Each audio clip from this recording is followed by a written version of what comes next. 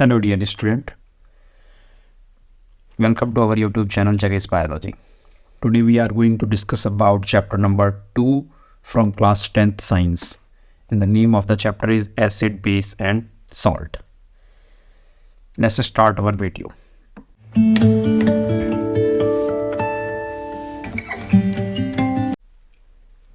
Now, okay. Chapter का नाम है एसिड बेस सॉल्ट और इसके अंदर हमें डिस्कस करना है इस चैप्टर के बारे में कि क्या क्या प्रॉपर्टीज़ हैं।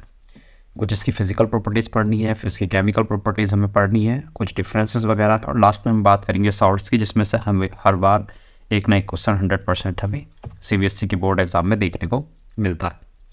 तो चलिए शुरू करते हैं अपनी वीडियो के अंदर। सबसे पहला टॉपिक है हमारे पास एसिड, और हम बात करने वाले हैं एसिड की फिजिकल प्रॉपर्टीज़ के बारे में, फिजिकल प्रॉपर्टीज़ के बारे में। तो मैं आप जैसे लिखता हूँ ऐसे ही आप भी इसे नोट्स कर सकते हैं, नोट उतार सकते हैं इनके, या नोट बना लीजिएगा इसके। सुबह का टाइम है, थोड़ा गला खराब हो रहा है। ओके, बात करते हैं एसिड की। तो सबसे पहला पॉइंट है इसके बारे में, दे आर सोर इन टेस्ट, यानी ये स्वाद में खट्टे होते हैं। Second point, they turns blue litmus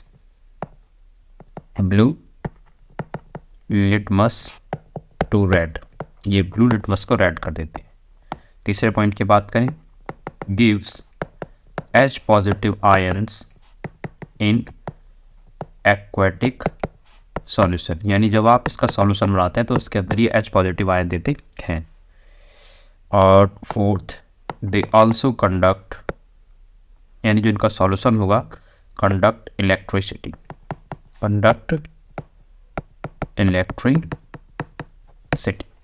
So these are the basic properties of acid. Now let's discuss about the basic physical properties of base. Base की फिजिकल प्रॉपर्टीज क्या क्या है। पहला पॉइंट इसमें लिखते हैं, तो स्वाद में ये कड़वे होते हैं, तो they are bitter in taste. Clear. Second point लेते हैं, they convert red litmus to blue. Third point, gives OH negative ion in the aqueous solution, तो एक्वस सॉल्यूशन में ये OH नेगेटिव आयन देते हैं। फोर्थ पॉइंट लेते हैं, तो ये डज नॉट कंडक्ट इलेक्ट्रिसिटी, ये इलेक्ट्रिसिटी कंडक्ट नहीं करते। तो these are the basic properties, or you can say physical properties of acid and base. Let's discuss about the chemical properties. Next heading we have chemical properties of acid and base. Okay, बात करते हैं acid base की chemical properties के बारे में। सबसे पहले हमारा जो प्रॉपर्टी है वो है रिएक्शन है मेटल की विद एसिड। फर्स्ट पॉइंट पर हम बात करने वाले हैं reaction of metal with acid. जब हम रिएक्शन कराते हैं मेटल की किसके साथ, एसिड के साथ, तो क्या होता है देखते हैं। सपोज करो we have HCl and then we are react with Zn। यहाँ Zn क्या है आपके पास, जिंक मेटल है, और ये हमने लिया है HCl एसिड। तो आप जैसे इससे रिएक्ट कराओगे तो ये क्या बनेगा, तो Zn जाएगा Cl के पास and it will convert it to ZnCl2, zinc chloride, and H आपका अलग निकलेगा। कभी भी H अकेला नहीं निकलता, it will already release as H2, क्योंकि ये गैसेस फॉर्म के अंदर होता है। तो गैस की फॉर्म में हाइड्रोजन गैस निकलती है। तो इस तरीके से आप से लिखते हैं, ये हमारा बना है जिंक क्लोराइड। क्लियर। तो इसे आप याद रखोगे। तो इस बेस पर हम ये देख के भी कह सकते हैं कि रिएक्शन ऑफ मेटल के बेस पे एक नॉर्मल सा बेसिक फार्मूला बना सकते हो अगर याद रखने के लिए। और वो बेसिक फार्मूला क्या है कि कोई भी आप मेटल लीजिए उस मैसेज को जैसे ही आप एसिड से रिएक्ट कराएंगे, then it will convert into which product, salt plus में हाइड्रोजन गैस। तो ये आपका बेसिक फॉर्मूला रहेगा, आप किसी भी मेटल को रख के यहाँ पर बना सकते हो। एक और रिएक्शन में फटाफट बता देता हूँ, जैसे कि सपोज करो we have metal Na and then react with HCl, then it will convert into NaCl plus में hydrogen gas. Clear? Okay, next point पर चलते हैं। सॉरी, सेकंड है आपका reaction of metal with base. Reaction of metal with base. Okay, reaction of metal with base अगर इसको करें तो इसका भी एक बेसिक फॉर्मूला होता है जिसे मैं पहले लिखता था। इस बार आप बेस लीजिए, एक मेटल लीजिए, वहाँ पर बस हमने एसिड लिया था और फिर इससे आपका सेम टाइप की कंडीशन होगी। यहाँ पर भी क्या बनेगा, सॉल्ट प्लस में हाइड्रोजन गैस। चलिए एग्जांपल लेते हैं। एक एग्जांपल हम लेते हैं, सपोज करो वी हैव जिंक मेटल और रिएक्ट करा रहे हैं हम उसे बेस NaOH से, तो एक कंपाउंड बनता है Na2ZnO2। इसे हम बोलते हैं सोडियम जिंकेट प्लस में H2। और हमारी 10th क्लास में ये सिर्फ एक ही रिएक्शन है जहाँ पर ये कंपाउंड बनता है। और आपको एक सिंपल सा मेथड बता दूँ, ऐसी रिएक्शन सबसे ज़्यादा पूछी आती है जो यूनिक हो। तो ये यूनिक रिएक्शन में है, इसके आगे इस तरह हम लिख देते हैं इंपॉर्टेंट, इसे आपको याद करना है क्या, हमने एक जिंक लिया है, उसको हमने सोडियम हाइड्रोक्साइड, एक बेस है हमारे पास, सोडियम हाइड्रोक्साइड बेस है, और उस सोडियम हाइड्रोक्साइड से बेस करके हमने बनाया सोडियम जिंकेट। ये आपको याद रखना है। And then it will convert into, फिर मतलब हाइड्रोजन गैसेस के साथ आपकी रिलीज होगी। तो ये है reaction of metal with base. I hope समझ में आ गई होगी और ये इंपॉर्टेंट रिएक्शन है, इसे याद रखिएगा।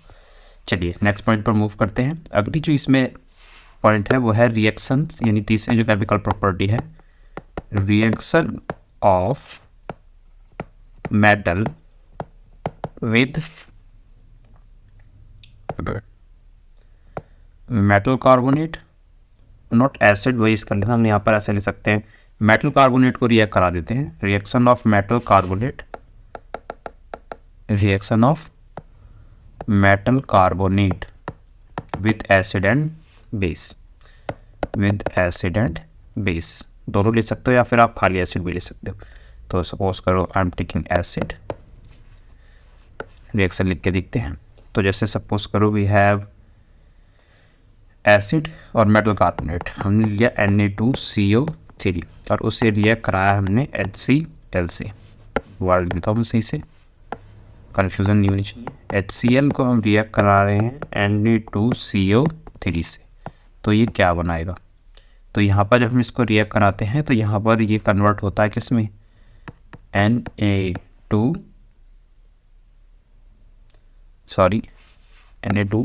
यहाँ से ये Na जाएगा इस Cl के पास, तो बनेगा NaCl प्लस में, ऑलवेज निकलता है इन रिएक्शन के अंदर H2O प्लस में CO2। ये आपकी रिएक्शन रहेगी NaCl CO2 प्लस में H2O। बैलेंस करनी है तो आप कर सकते हो, यहाँ पर Na2 है तो यहाँ 2 लगा दीजिए, यहाँ 2 Cl हो जाएंगे तो Cl को 2 करने के लिए आप यहाँ 2 लगा दीजिए, सिंपल बैलेंस हो। यह है आपके पास Na2CO3, इसे हम बोलते हैं सोडियम कार्बोनेट, और NaCl को हम बोलते हैं सोडियम क्लोराइड। क्लियर?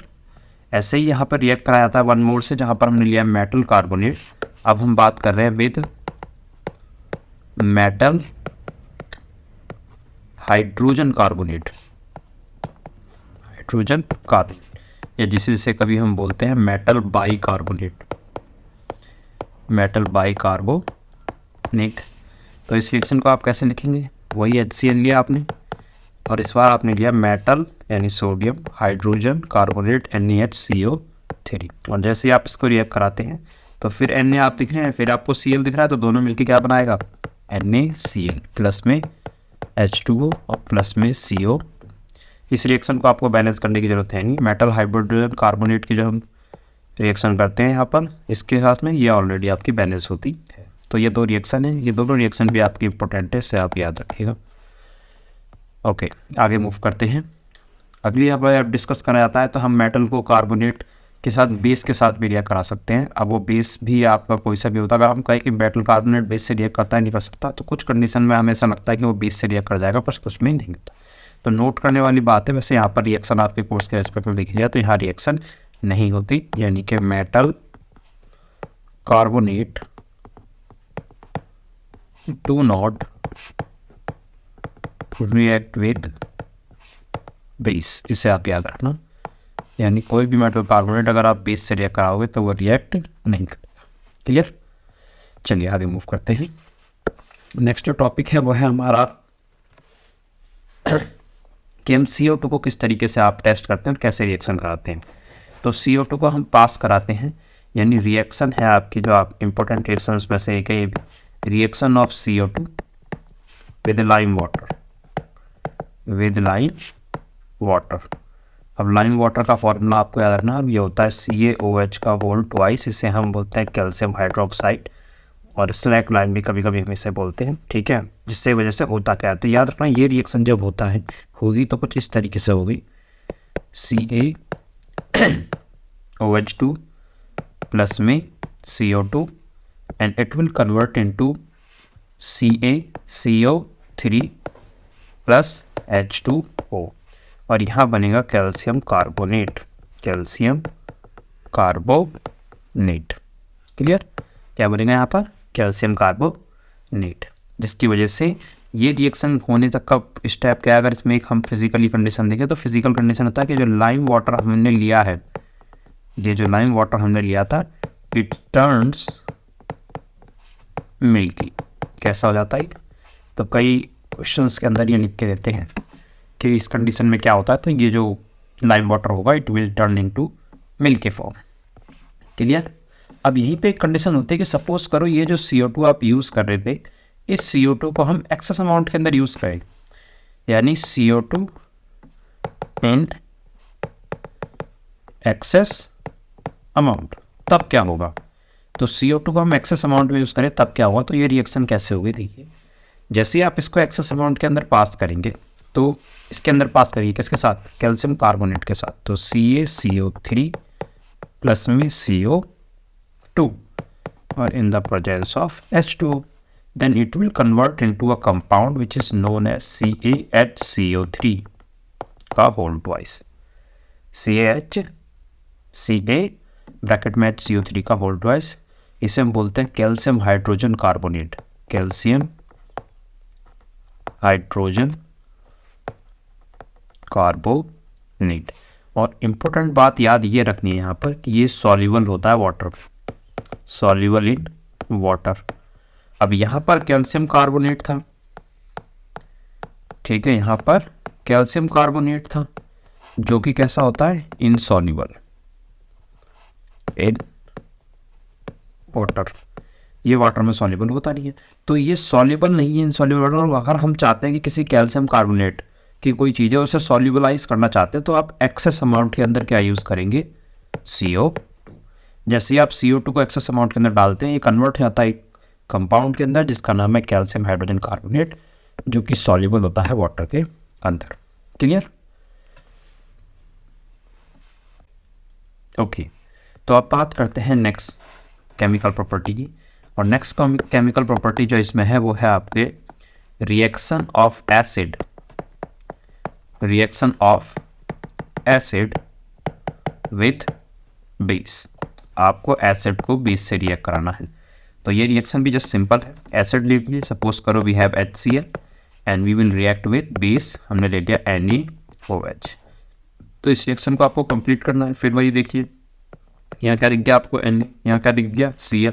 जब भी ये दिख जाए आपको आँख बंद करके आप बना देंगे NaCl प्लस में एक H रहा और एक O, तो 2H और O, और 2H और O मिलकर क्या बनाते हैं? H2O। तो ये रिएक्शन है, क्योंकि इस रिएक्शन में कोई भी चीज़ जो है, यहाँ पर एक एसिड है, ये आपने एक बेस लिया है, और दोनों मिलके आपका एक सॉल्ट बनाते हैं। और ऐसे रिएक्शन के अंदर जो रिएक्शन होती है न्यूट्रलाइज हो जाती है। तो this reaction is also called also called neutralization reaction. Neutralization reaction कई बार इस तरीके से पूछता है कि न्यूट्रलाइजेशन रिएक्शन क्या है, तो सिंपल सी डेफिनेशन है, it is a reaction in which acid react with base and convert into salt plus में वाटर। ठीक है, तो न्यूट्रलाइजेशन रिएक्शन को आप डिफाइन भी कर सकते हैं, रिएक्शन इन विच, ऐसे लीजिए, ए reaction in which acid react with base and convert into